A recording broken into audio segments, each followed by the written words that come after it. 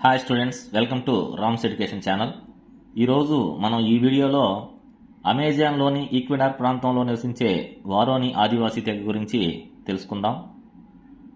మగవాళ్ళు యుద్ధానికి వెళ్తే ఆడవాళ్ళు ఇంటికి కావలి కాస్తారు. అలాంటప్పుడు ఎంతటి త్యాగానికైనా వెనుకాడరు. ఇది వారోని తెగ వంశాచారం. ఇప్పుడు మగవాళ్ళు బడా కార్పొరేట్ సంస్థలతో యుద్ధం చేయలేక చతికిలబడితే ఆ తెగ ఆడబిడ్డ నీమోంటే నెన్ క్విమో వాళ్ళుంటున్న అమెజాన్ అడవిని కాపాడుకునే బాధ్యత తీసుకుంది. సోషల్ మీడియాలోనూ ఎంతోమంది అభిమానుల్ని సంపాదించుకు ఈ అడవి బిడ్డ ప్రపంచానికి ఆదర్శం ఎలా అయిందో ఈ వీడియోలో మనం తెలుసుకుందాం. వారోని ఆదివాసీ తెగ అమెజాన్లోని ఈక్వెడార్ ప్రాంతంలో నివసిస్తూ ఉంది. 5,000 మంది మాత్రమే ఉండే ఈ తెగ గురించి బయట ప్రపంచానికి కొన్నేళ్ల క్రితం వరకు తెలియదు.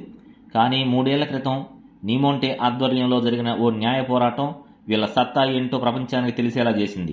జీవ వైవిధ్యం అధికంగా ఉండే ఈక్వెడార్ అడవిలోకి కార్పొరేట్ కంపెనీలు అడుగుపెట్టి ఆయిల్ని తోడి తీస్తూ ఆ వ్యర్థాలను నదుల్లో కలిపేయడం, స్థానిక యూసిని పార్క్ను నాశనం చేయడం నీమోంటే భరించలేకపోయింది. దాన్ని వ్యతిరేకిస్తూ స్థానిక ఆదివాసీ జాతులను కలుపుకొని ఆమె జాన్ ఫ్రంట్ లైన్స్ అండ్ సిబో అలయన్స్ పేరుతో పర్యావరణ పరిరక్షణ సంస్థను స్థాపించింది. ఆ ఆయిల్ కంపెనీపై కోర్టులో కేసు వేసి 5 లక్షల ఎకరాల అడవి ప్రాంతాన్ని తిరిగి సాధించుకుంది. ఈ భూమిని ఎన్నో ఏళ్లుగా ఆదిమ జాతులే కాపాడుకుంటూ ఉన్నాయి. అలాంటిది మా అనుమతి లేకుండా ఏ కంపెనీ అయినా ఎలా ఆక్రమిస్తుంది? Our rain forest is not for sale అంటూ పెద్ద ఎత్తున డిజిటల్ క్యాంపెయిన్ మొదలుపెట్టింది.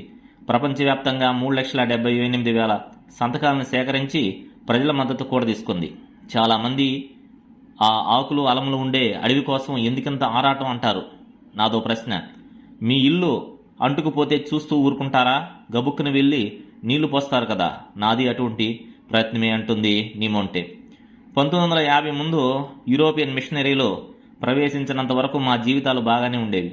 మా తాతయ్య ఈ తెగ నాయకుడు. ఆయనిచ్చిన వారసత్వమే ఈ పోరాటం.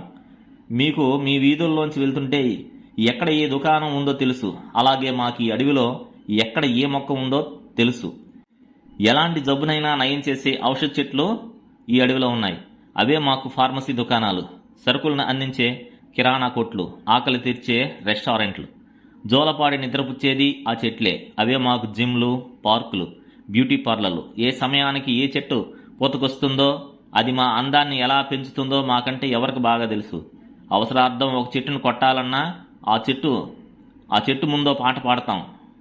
దానికి క్షమాపణ చెప్పిన తర్వాతే కొడతాం. అంతలా మాకు అడవితో అనుబంధం ఉంది.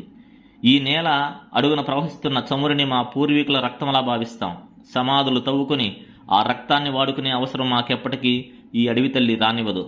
అందుకే మా ఈ పోరాటం అని అంటుంది నీమోంటే. ఈమె 2020లో గోల్డ్ మెన్ ప్రైజ్ని గెలుచుకుంది.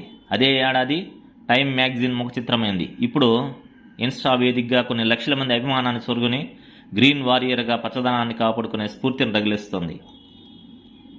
స్టూడెంట్స్, ఇలాంటి మరిన్ని వీడియోల కోసం మన ఛానల్ లైక్ చేయండి, షేర్ చేయండి, సబ్స్క్రైబ్ చేయండి. Thank you for watching.